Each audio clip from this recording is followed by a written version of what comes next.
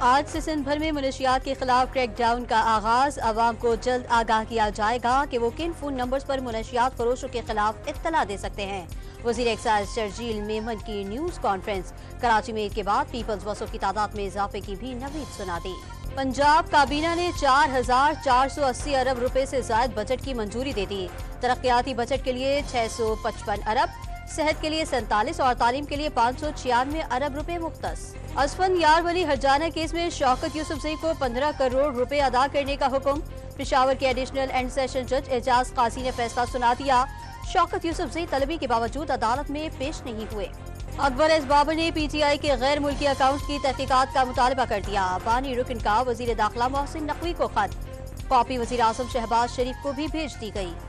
Balochistan assembly کے حلقے قلعہ عبداللہ میں دوبارہ پولنگ کا حکم۔ سپریم کورٹ نے فریقین کی رضامندی سے حلقے میں دوبارہ پولنگ کا حکم دیا۔ اس حلقے سے اے این پی کے زمرود خان کامیاب ہوئے تھے۔ پرویز الہی کی اہلیہ قیصرہ الہی کا پنجاب اسمبلی کے حلقے 32 گجرات میں ضمنی انتخاب سے روکے جانے کا الزام۔ الیکشن کمیشن میں درخواست دائر کر دی۔ پاکستان اور آئی ایم ایف کے درمیان مذاکرات کا آج آخری روز۔ معاشی اور مالیاتی پالیسیوں کی یادداشت کے مسودے کو حتمی شکل دی جائے گی۔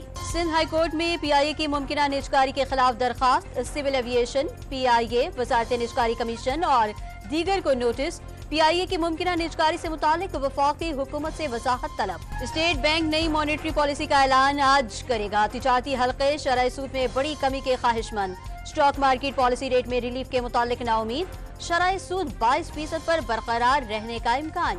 سیکیورٹی فورسز کا شمالی وزیرستان میں انٹیلیجنس اطلاعات پر آپریشن۔ دہشت گرد کمانڈر صحرا جائنان سمیت 8 دہشت گرد ہلاک۔ مارا گیا دہشت گرد سیکیورٹی فورسز پر 16 مارچ کے حملے میں ملوث تھا، آئی ایس پی آر کی تصدیق۔ لاہور کے جنرل اسپتال سے سرکاری ادویات چوری کرنے والا ٹیکنیشین گرفتار۔ حسنین سے ڈائلیسس میں استعمال ہونے والی ٹیوب، ٹیکے اور سوئچر سمیت ادویات برآمد۔ 3 رکنی تحقیقاتی کمیٹی قائم۔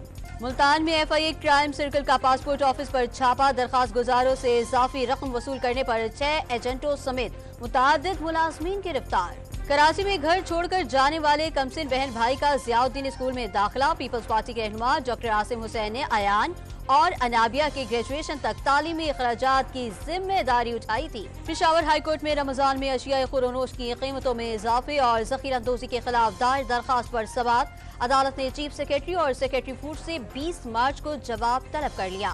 اور پی ایس ایل کا فائنل ملتان سلطانز اور اسلام آباد یونائیٹڈ کے درمیان آج کراچی میں کھیلا جائے گا۔ دونوں ٹیمیں رات 9 بجے میدان میں اتریں گی۔